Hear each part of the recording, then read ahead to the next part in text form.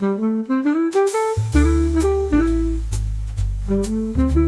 na lang ng journal ko at ni Lord ang makakaalam nun.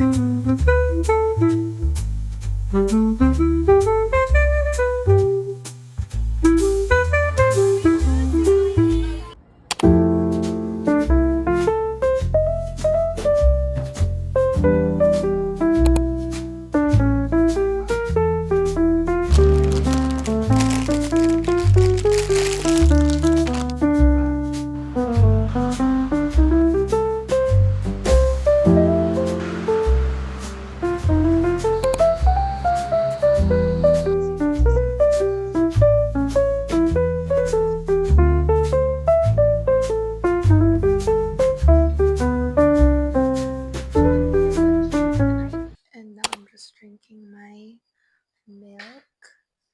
And we'll see kung ano bang mga need ko pang gawin. So tonight, I just really felt energetic that I recorded a 7-minute video of me trying to participate in the trend, like yung 5 things that are worth your money. And fast forward ko siya kasi sobrang haba ng 7 minutes.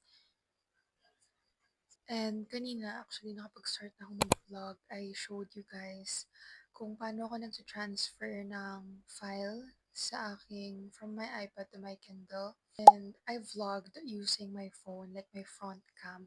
And alam niyo ba, share ko lang, but sobrang insecure talaga ako whenever I use my front cam sa pag-vlog. Kasi yung phone ko, iPhone 13, hindi siya for me. Hindi siya sobrang ganda ng front cam niya sa video kapag ka mag-vlog ako, ganun. So parang hindi ko siya talaga ginagamit. Like, for example, now, iba yung gamit ko pang vlog. But then I realized na, and alam mo yun, gusto ko kasi, parang syempre, yung mga nakikita ko sa mga ibang vloggers is that yung ginagamit nilang pang vlog is yung mga high quality and all that. And ako syempre, gusto ko rin ng ganun. But I realized na, of course, wala pa siya sa radar ko ngayon. Yung mga mini cameras for vlogging. And that's why I tried na mag-vlog talaga gamit yung front cam sa phone ko kapag mga ganitong sit-down vlogs. And enjoy ko siya. And parang masaya naman siya. Kasi like, yung mga napapanood ko naman kasing content creator on YouTube, like Ray, Noah, sino pa ba? Meron pang isa, this one.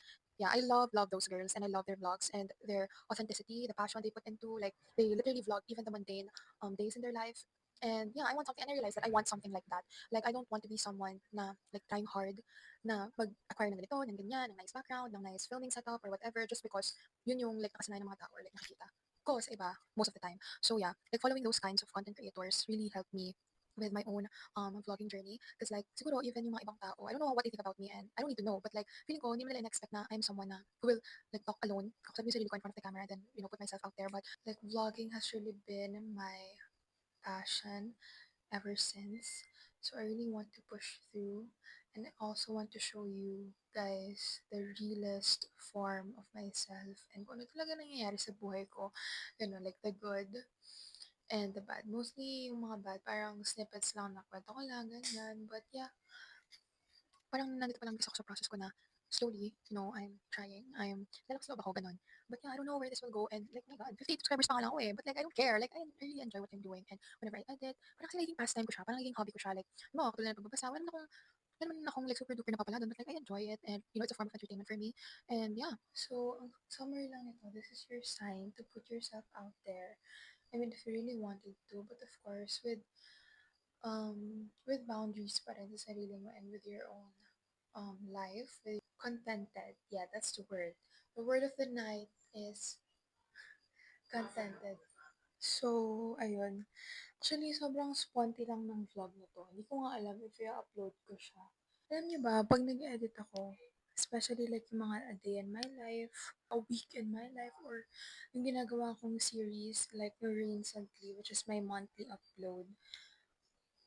Like, sobra talaga akong na-overwhelm.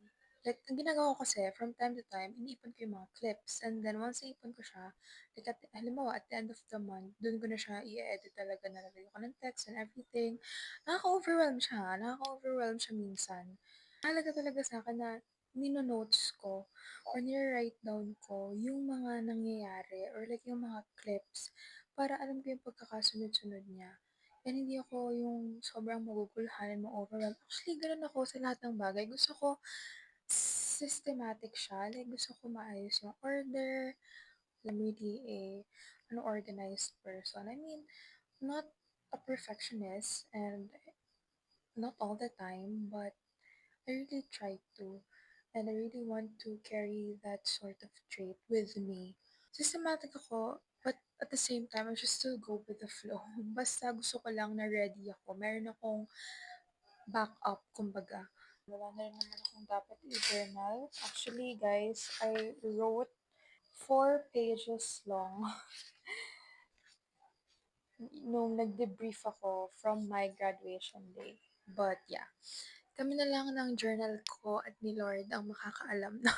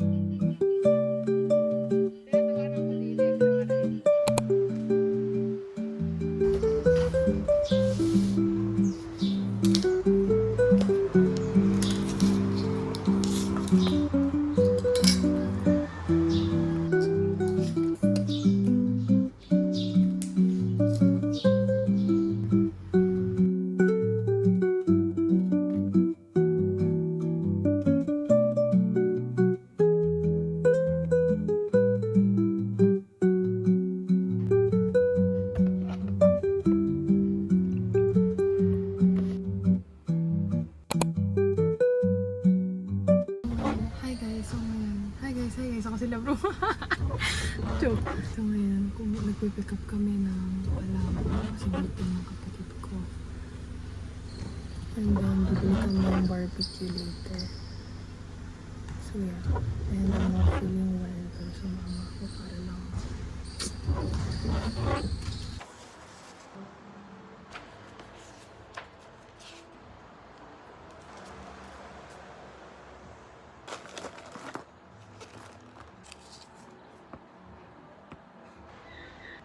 Late.